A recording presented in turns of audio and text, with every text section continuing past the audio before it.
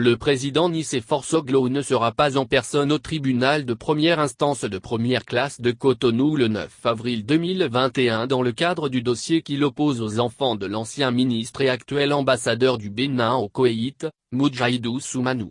De sources dignes de foi, il sera représenté par ses avocats.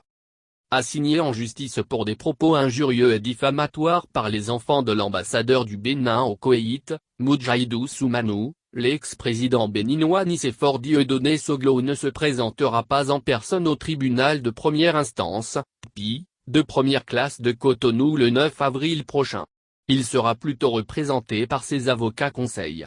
L'ancien président de la République a été traduit en justice par Titilola Fezat Soumanou, Kolole Abdel Fawaz Soumanou et Eiteyo Romziat Soumanou.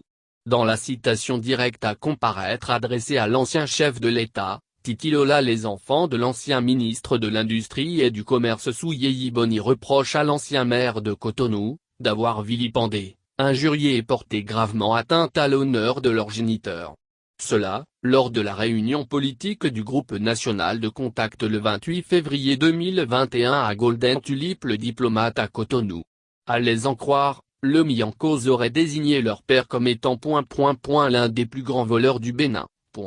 Un grand champion en la matière, impliqué dans l'affaire des machines agricoles, ... complice de talent dans l'affaire de tentative d'empoisonnement du président Boni Yayi.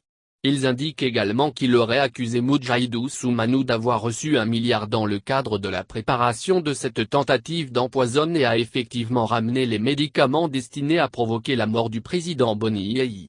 Enfin, le requis, pour finir ses invectives, a qualifié l'ancien directeur du commerce extérieur de complice d'un assassin. Eu égard à ces propos abondamment relayés sur les réseaux sociaux, ils estiment que Nicéphore Soglo a gravement porté atteinte à leur honneur et à leur réputation aussi bien au Bénin qu'à l'extérieur. Ce lynchage public a été minutieusement orchestré, médité pour des raisons inavouées et dans le seul souci de discréditer Moudjahidou Soumanou et sa famille à jamais, déclare-t-il. Les requérants réclament réparation pour les préjudices à lui causés contre une somme de 100 millions, 100 000 de FECFA. Léon Sadjevi. Le président Soglo n'est pas au-dessus de la loi.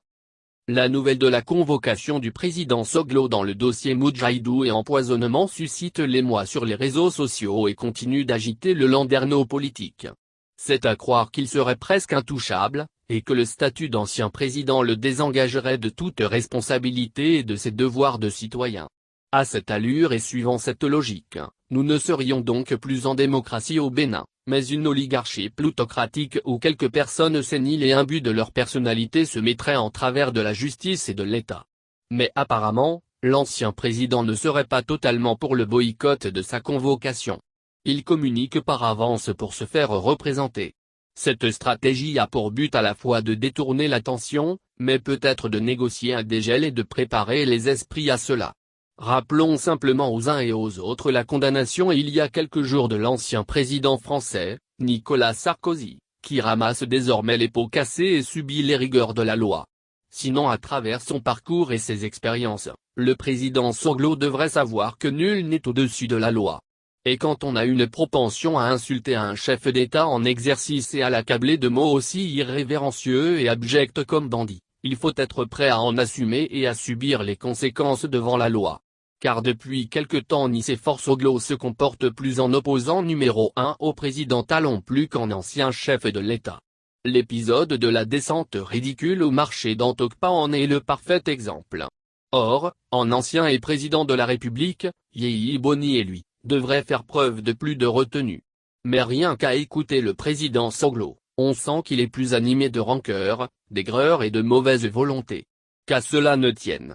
On n'est pas obligé d'apprécier le président Talon ni d'aimer sa politique. Mais on doit privilégier l'intérêt supérieur du pays et préserver sa stabilité. Surtout quand on l'a dirigé une fois.